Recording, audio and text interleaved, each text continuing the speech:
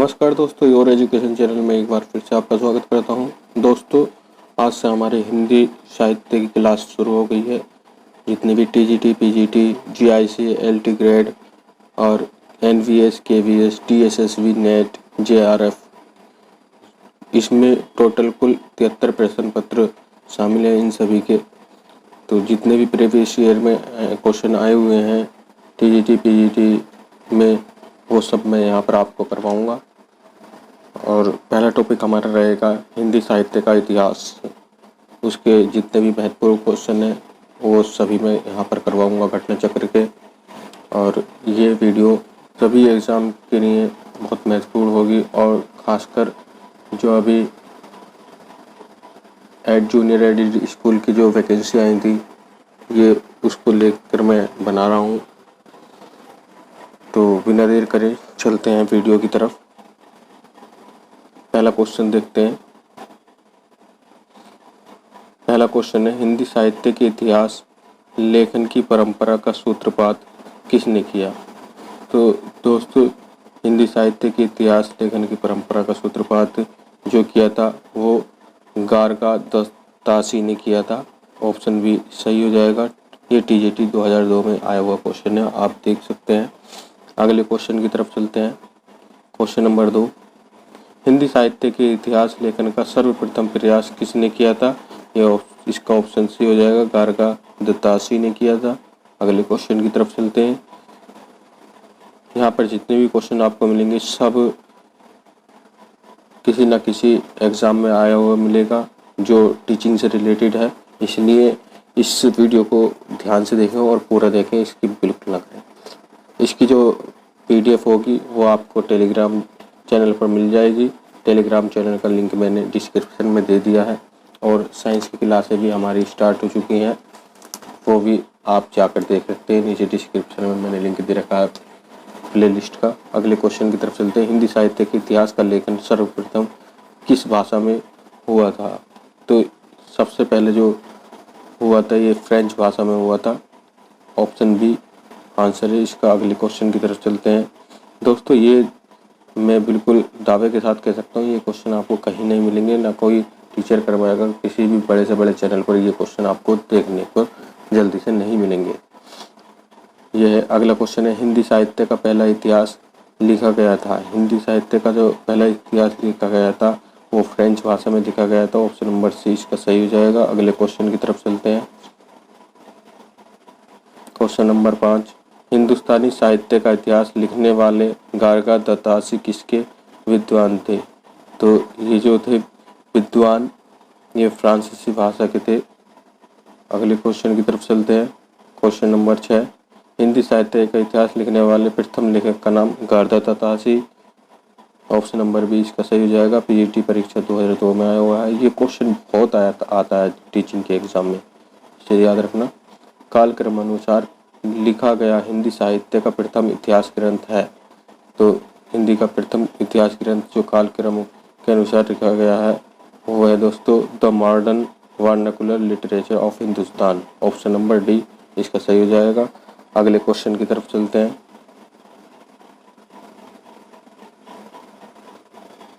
Question number 8, इस्तवार the ला लिटरेच्योर इंदुई ए हिंदुस्तानी नामक हिंदी साहित्य के इतिहास ग्रंथ के लेखक का नाम है। तो इसका जो लेखक है वो है गारगा दत्तासी। इनकी ये इतिहास ग्रंथ भी आ जाता है। पीजीटी 2002 में आया हुआ क्वेश्चन है, बहुत अच्छा क्वेश्चन है। अगले क्वेश्चन की तरफ चलते हैं। हिंदी का प्रथम व्याकरण लिखने वाला विद्वान कौन था? तो ये थे Joshua Kettler. Option number A इसका सही हो जाएगा। अगले क्वेश्चन की तरफ चलते हैं। क्वेश्चन नंबर 10, हिंदी साहित्य के इतिहास को व्यवस्थित रूप देने का श्रेय किसको जाता है? तो ये जाता है आचार्य Ramchandra Shukla. Option number B सही आंसर हो जाएगा। पीजीटी 2004 में आया हुआ क्वेश्चन है ये। अगले क्वेश्चन में चलते हैं। रामचंद्र शुक्ल का हिंदी साहित्य का इतिहास मूलतः किस कृति की भूमिका के रूप में लिखा गया था? तो ये जो लिखा गया था दोस्तों हिंदी शब्द सागर के रूप में लिखा गया था। ऑप्शन नंबर 20 का सही हो जाएगा। अगले क्वेश्चन की तरफ चलते हैं। अगला क्वेश्चन है आचार्य रामचंद्र शुक्ल रचित हिंदी साहित्य का इतिहास का प्रकाशन वर्ष है। इसका प्रकाशन वर्ष पूछते हैं। पीजीटी 2015 में पूछा गया और केंद्रीय विद्यालय दिल्ली में भी पूछा गया है ये। तो इसका जो प्रकाशन वर्ष है वो 1929 है। अच्छा क्वेश्चन है ये। क्वेश्चन जितने भी मैं करवा रहा हूँ एक एक छठे हुए क्वेश्चन है दोस्तों, बिल्कुल भी स्किप करने की ज़रूरत नहीं है वीडियो को, और ना किसी के बेकार आने की ज़रूरत है, ना आपको किताब खरीदने की ज़रूरत है। एक एक क्वेश्चन का आंसर मैं यहाँ पर दूंगा और पूरी किताब जितनी भी हिंदी साहित्य की जितने क्वेश्चन है वो सब मैं यहाँ पर टोटल आपको करवाने वाला हूँ। अगला क्वेश्चन है इनमें से वह कौन सी रचना है जिसे मूलतः हिंदी शब्द सागर की भूमिका के रूप में लिखा गया था किंतु बाद में इसे स्वतंत्र ग्रंथ बना दिया गया। तो वो जो रचना है वो है राजकुमार वर्मा कृत हिंदी साहित्य का आलोचनात्मक इतिहास, ये नहीं है। और गणपति चंद्रगुप्त कृत हिंदी साहित्य का वैज्ञानिक इतिहास, ये भी नहीं है। आगे देखते हैं। ऑप्शन नंबर 3 रामचंद्र शुक्ल कृत हिंदी साहित्य का इतिहास, ये बिल्कुल सही है। KVS प्रवक्ता परीक्षा 2014 में आया हुआ है। आंसर ऑप्शन सी होगा इसका। ठीक है, अगले क्वेश्चन की तरफ चलते हैं। शिव सिंह सरोज का रचनाकाल है। शिव सिंह सरोज का जो रचनाकाल था दोस्तों ये 1883 था। और इसमें ऑप्शन में गलत दे रखा है, कोई सा भी ऑप्शन नहीं दे रखा है। ये 1883 इनका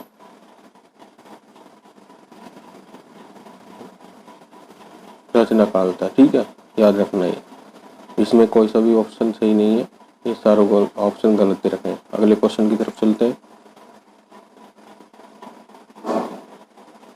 आंग्ल भाषा में लिखा गया हिंदी साहित्य का इतिहास स्केच ऑफ हिंदी लिटरेचर के लेखक हैं। तो इसके लेखक जो हैं पादरी एडसन ग्रीव्स, इसके लेखक हैं। ऑप्शन नंबर बी सही आंसर हो जाएगा। अगले क्वेश्चन की तरफ चलते हैं। ग्रियर्सन कृत the modern vernacular literature of Hindustan का हिंदी अनुवाद किसने किया? तो ये जो हिंदी अनुवाद किया था ये दोस्तों डॉक्टर किशोरी लाल गुप्त ने किया था। ठीक है, अगले क्वेश्चन की तरफ चलते हैं।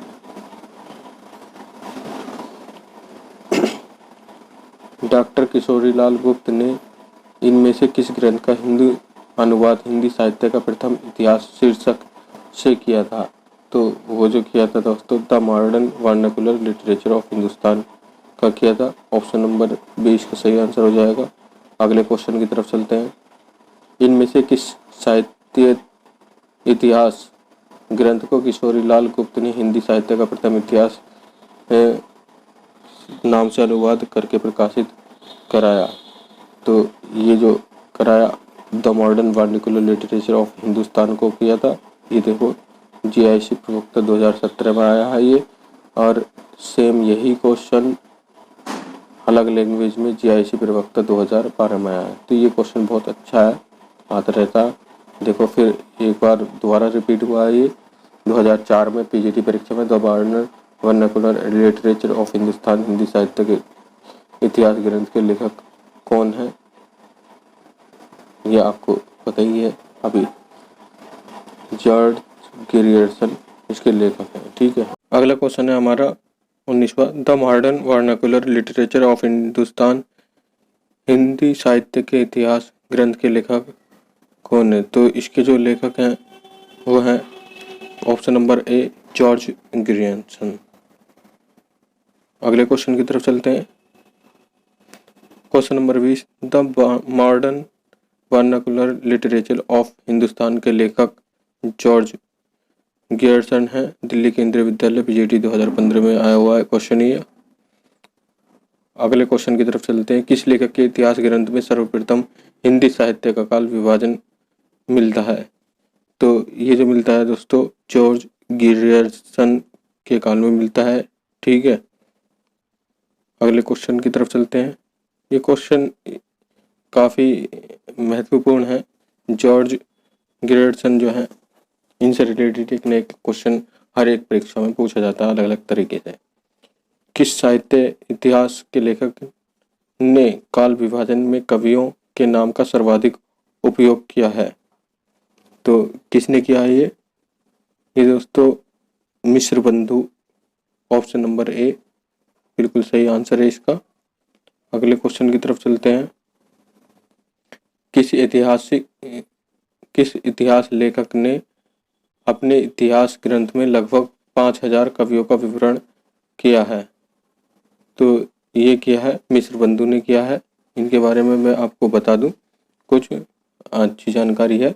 हिंदी साहित्य इतिहास की परंपरा में मिश्र बंधुओं ने अपनी कृति मिश्र बंधु विनोद में लगभग 5000 कवियों को स्थान दिया है। ठीक है, जिसे 8 से भी अधिक कालखंडों में विभक्त किया गया है। इस प्रकार मिश्र बंधुओं ने काल विभाजन में कवियों के नाम का सर्वाधिक उपयोग किया गया है। तो किस में किया था इन्होंने? मिश्र बंधु विनोद में। मिश्र बंधु विनोद में 5000 कवियों का विवरण किया है। अगले क्वेश्चन की तरफ चलते हैं। Question number 24।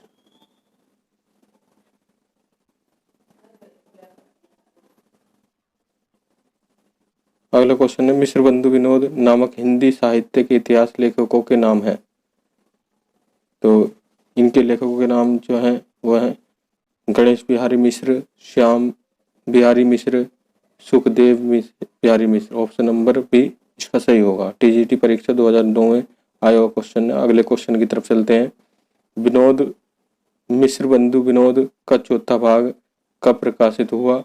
तो इनका जो चौथा भाग था दोस्तों वो 1934 ईस्वी में प्रकाशित हुआ था। अगले क्वेश्चन की तरफ चलते हैं। Question number 26। मिश्र बंधु विनोद कितने भागों में प्रकाशित हुआ है? तो ये जो हुआ है 4 भागों में प्रकाशित हुआ है। अगले क्वेश्चन की तरफ चलते हैं। Question number 27।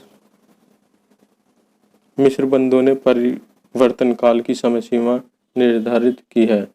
तो इन्होंने परिवर्तन काल की जो समय सीमा की है वो संवत 1890 से संवत 1925 तक। ठीक है,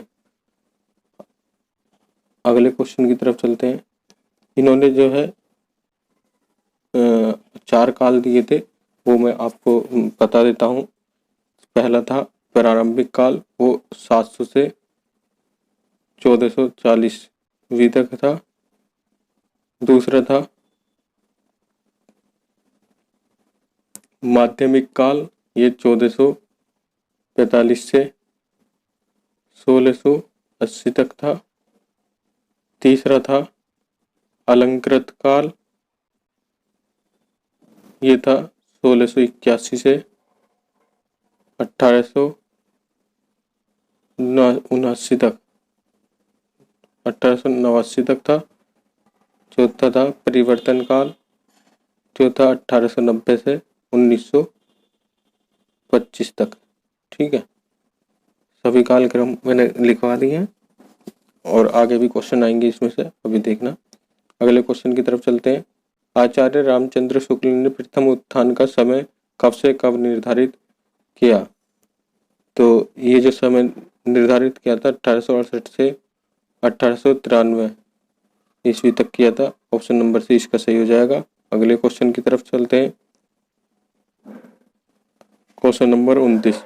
आचार्य रामचंद्र शुक्ल ने हिंदी साहित्य का इतिहास के आधुनिक गद्य साहित्य परंपरा का प्रवर्तन के अंतर्गत प्रथम उत्थान की काल अवधि निर्धारित की।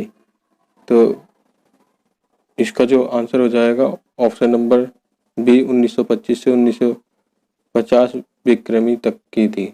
ठीक है, अगले क्वेश्चन की तरफ चलते हैं। Question number 23। आचार्य रामचंद्र शुक्ल ने द्वितीय उत्थान का समय कब से कब तक तय किया था? तो ये किया था 1893 से 1918 तक ईस्वी तक। अगले क्वेश्चन की तरफ चलते हैं। नागरिक प्रचारिणी सभा की स्थापना कब हुई? तो ये हुई थी 1893 ईस्वी में की गई थी। जो इसके बारे में कुछ आपको बता दूं, इम्पोर्टेंट चीज है। काशी नागरी प्रचारणी सभा की स्थापना 1893 में श्याम सुंदर दास जी ने की थी। ठीक है। नागरी प्रचारणी सभा हिंदी भाषा और साहित्य तथा देवनागरी लिपि की उन्नति एवं प्रचार प्रसार करने वाली भारत की अग्रणी संस्थान है। हिंदी साहित्य के नियमन, नियंत्रण और संचालन में इस सभा का महत्वपूर्ण स्थान है। यहाँ से हिंदी शब्द सागर का प्रकाशन किया गया। इस शब्दकोश के संपादन श्याम सुंदर दास थे। अगले क्वेश्चन की तरफ चलते हैं। Question number 32। नागरी प्रचारणी सभा की स्थापना हुई थी, तो ये हुई थी दोस्तों 1893 में हुई थी। अच्छा क्वेश्चन है, पीजीटी 2003 में आया हुआ क्वेश्चन है ये। अगले क्वेश्चन की तरफ चलते हैं। अगले क्वेश्चन की तरफ, हिंदी शब्द सागर का प्रकाशन किस संस्था ने किया था? तो ये जो किया था दोस्तों, अभी ऊपर मैंने बताया था इसके बारे में, ये नागरी प्रचारणी सभा ने किया था।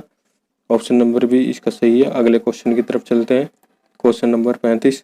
नागरी प्रचारणी सभा के संस्थापकों में कौन नहीं थे? ये अच्छा क्वेश्चन है।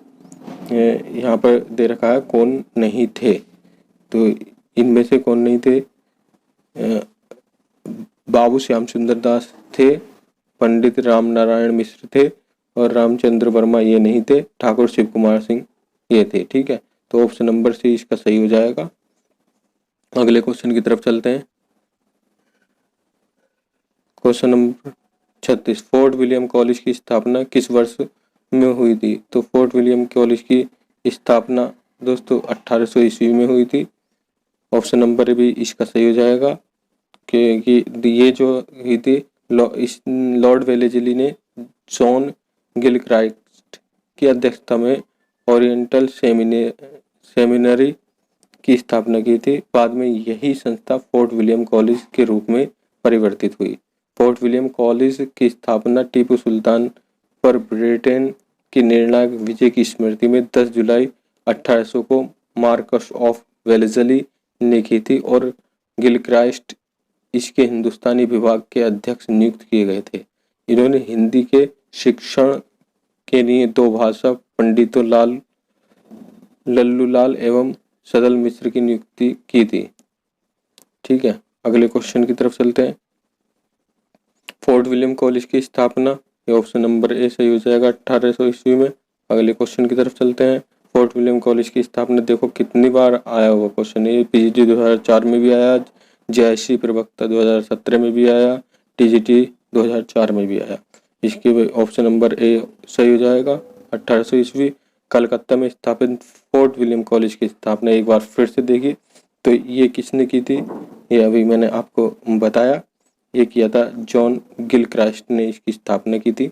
ठीक है, अगले क्वेश्चन की तरफ चलते हैं। सदल मिश्र की भाषा की विशेषता है, तो सदल मिश्र की भाषा की विशेषता पूर्वीपन इसकी विशेषता है। ठीक है, अगले क्वेश्चन की तरफ चलते हैं। Question number 41। लल्लू जी लाल का सर्वाधिक प्रसिद्ध ग्रंथ है, तो इनका जो सर्वाधिक प्रसिद्ध ग्रंथ है वो प्रेम सागर है। ऑप्शन बी इसका सही हो जाएगा। अगले क्वेश्चन की तरफ चलते हैं। प्रेम सागर किसकी रचना है? प्रेम सागर लल्लू लाल की रचना है। ऑप्शन नंबर बी इसका सही हो जाएगा। अगले क्वेश्चन की तरफ चलते हैं। Question number 43। रानी केतकी की कहानी के लेखक हैं। रानी केतकी की कहानी के लेखक इंशा अल्लाह खां। ऑप्शन नंबर सी इसका सही है। देखो कितनी बार आया है, टीजीटी परीक्षा 2011 में, पीजीटी 2004 में, और जो आप ये जिसने भी जूनियर एडिट का एग्ज़ाम फॉर्म भरा है वो इस बुक को बिल्कुल ना छोड़ें, मेरी इस सीरीज को बिल्कुल ना छोड़ें। इसी में से 100% क्वेश्चन सारे फंसेंगे हिंदी साहित्य के। मैं हिंदी साहित्य के साथ साथ में हिंदी व्याकरण भी पढ़ाऊँगा, लेकिन ये सबसे ज़्यादा ज़रूरी है, इसमें से क्वेश्चन जरूर फंसते हैं, तो इसे बिना स्किप करे बिल्कुल भी ना देखें। यह अगला है, रानी केतकी की कहानी की रचनाकार हैं, तो इसके रचनाकार इंशा अल्लाह खां हैं। ऊपर भी दे रखा है ये क्वेश्चन। अगला क्वेश्चन है, निम्नलिखित में से कौन फोर्ट विलियम कॉलेज कलकत्ता में हिंदी के अध्यापक थे? तो हिंदी के अध्यापक फोर्ट विलियम में सदल मिश्र थे। ऑप्शन नंबर बी इसका सही हो जाएगा। अगले क्वेश्चन की तरफ चलते हैं। इनमें से कौन कलकत्ता के फोर्ट विलियम कॉलेज से संबद्ध थे? तो ये लल्लू लाल ही थे और ये भी नहीं थे, ये नहीं थे और भारतेंदु हरिश्चंद्र नहीं थे। ऑप्शन नंबर ए इसका सही हो जाएगा। अगले क्वेश्चन की तरफ चलते हैं। नासिकेतोपाख्यान के लेखक हैं। नासिकेतोपाख्यान के लेखक आप सभी को शायद पता ही होगा, सदल मिश्र हैं। ऑप्शन नंबर ए इसका सही हो जाएगा। अगले क्वेश्चन की तरफ, इनमें से सदल मिश्र की रचना कौन सी है? तो ऑप्शन नंबर ए रानी नहीं, ए नहीं, डी है नासिकेतोपाख्यान, सॉरी, डी ऑप्शन इसका सही हो जाएगा। अगले क्वेश्चन की तरफ चलते हैं। इंशाअल्लाह खां द्वारा रचित रानी केतकी की कहानी का दूसरा नाम क्या है? तो इसका जो दूसरा नाम है ये उदयभान चरित्र इसका दूसरा नाम है। बहुत अच्छा क्वेश्चन, इंपॉर्टेंट, अधिकतर परीक्षाओं में ये पूछा गया है। अगले क्वेश्चन की तरफ चलते हैं। उदयभान चरित्र के लेखक हैं तो ये है इंशाअल्लाह खां। ऑप्शन नंबर डी इसका सही हो जाएगा। अगले क्वेश्चन की तरफ चलते हैं। सदा सुख सागर का विषय है। सुख सागर का जो विषय है वो विष्णु पुराण के उपदेशात्मक प्रसंग के बारे में इसमें बताया गया है। अगले क्वेश्चन की तरफ चलते हैं। क्वेश्चन नंबर 54 है, भाषा योग वशिष्ठ के लेखक हैं। तो भाषा योग वशिष्ठ के लेखक जो हैं वो है Ram Prasad Niranjani. Option number C इसका आंसर सही हो जाएगा। अगले क्वेश्चन की तरफ चलते हैं।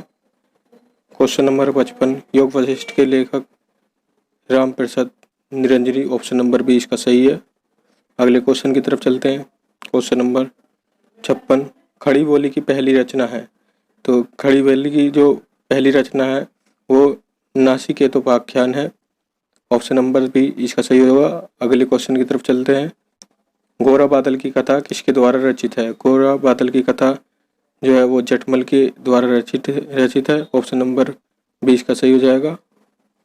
अगले क्वेश्चन की तरफ चलते हैं। क्वेश्चन नंबर 58, खड़ी बोली में जो खड़ी शब्द है उसका सर्वप्रथम प्रयोग किसने किया था? बहुत इंपॉर्टेंट क्वेश्चन है, बहुत अच्छा क्वेश्चन है ये। इसका जो प्रयोग किया था सर्वप्रथम वो सदल मिश्र ने किया था। ऑप्शन नंबर ए इसका सही हो जाएगा। अगले क्वेश्चन की तरफ चलते हैं। खड़ी बोली का पहला प्रयोग किसके द्वारा किया गया था? जो पहला प्रयोग जो किया गया था खड़ी बोली का वो किया गया था जॉन गिलक्रास्ट के द्वारा किया गया था। ऑप्शन नंबर सी इसका सही होगा। अगले क्वेश्चन की तरफ चलते हैं। आधुनिक हिंदी साहित्य के इतिहास में राजाद्वय के नाम से विख्यात दो रचनाकार हैं। तो ये कौन से हैं?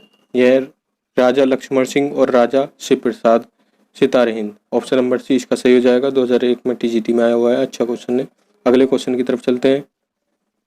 हिंदी के प्रथम गद्यकार हैं। हिंदी के प्रथम गद्यकार हैं लल्लू लाल। ऑप्शन नंबर बी इसका सही हो जाएगा। टीजीटी परीक्षा 2002 में आया हुआ है। अगले क्वेश्चन की तरफ चलते हैं। ये टोटल क्वेश्चन 61 ही हैं। तो दोस्तों आज की वीडियो में आज का जो टॉपिक था उसमें यही क्वेश्चन है, इतने ही। वो सारे मैंने करवा दिए हैं। सारे क्वेश्चन आपने देखे भी होंगे, सभी किसी न किसी परीक्षा में आए हुए हैं। तो दोस्तों अगर जो वीडियो आपको पसंद आई हो तो इसे ज़्यादा से ज़्यादा लाइक, शेयर और कमेंट करें। आपको और किस किस टॉपिक पर वीडियो चाहिए, किस किस बुक की, किस सब्जेक्ट की वीडियो आपको ज़्यादा जल्दी चाहिए। जितने भी मिलेंगी घटना चक्र के मिलेंगी आपको, हर एक किताब का टॉपिक वाइज मैं रिवीजन करवाऊँगा। तो दोस्तों अगर आप हमारे चैनल पर नए हैं तो वीडियो को लाइक, शेयर, कमेंट करें और हमारे चैनल को सब्सक्राइब जरूर कर लें। बेल आइकन का बटन दबा लें ताकि आने वाली सभी वीडियो का नोटिफिकेशन आप तक पहुंचता रहे। तो मिलते हैं इसी तरह की दूसरी वीडियो पर, तब तक के लिए नमस्कार।